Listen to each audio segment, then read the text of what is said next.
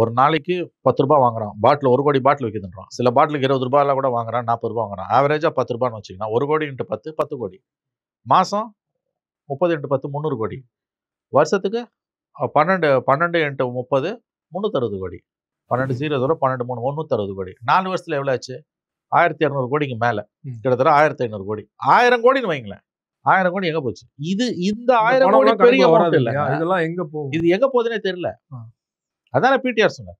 ஏங்க கார்டை ஸ்வைப் பண்ணி வாங்குறாங்க. இந்த IMFL ஃபாரின் லிக்கர் வாங்கும்போது அதுல 40 ரூபாய் ஒரு பில்லு வாங்குறான். அதையும் கார்டுலேயே தேய்க்கிறான். நார்மல் எலக்ட்ரானிக் ரூட்ல பணம் டிரான்ஸ்ஃபர் ஆகும்போதும் லஞ்சம் வாங்குறான். டிஜிட்டல் டிரான்சாக்ஷன்லயும் துட்டை வாங்குறாங்க. நான் சொல்றது இந்த 1000 கோடி ஒரு இது மட்டும் பெருசு இல்லை. இதை விட பெருசு இந்த 1000 கோடி ஒரு அமௌண்ட்டே இல்லை. எனக்கு தெரிஞ்சு இந்த பாட்டிலுக்கு 10 ரூபாய் ஒரு அமௌண்ட்டே இல்லை. அதை கூட நீ மன்னிச்சிடலாம். ஏன்னா அதை அந்த ஊழியர்கள் தான் எடுக்கிறாங்க. அவனுக்கு வேற வழியே இல்லை. ஒரு கடையில் அவன் மாச சம்பளம், மட்டமான சம்பளம் அவனுக்கு. ரெண்டாவது போலீஸுக்கு மாமல் கொடுக்கணும், ரவுடிங்களுக்கு மாமல் கொடுக்கணும். கவர்மெண்ட்டே போலீஸுக்கு மாமல் கொடுக்குற கதையை பார்த்துருக்கீங்களா? அந்த கூத்தெல்லாம் தமிழ்நாட்டில் நடக்குது, தெளிவாக நடக்குது. எல்லா கவர்மெண்ட்லையும் நடக்குது.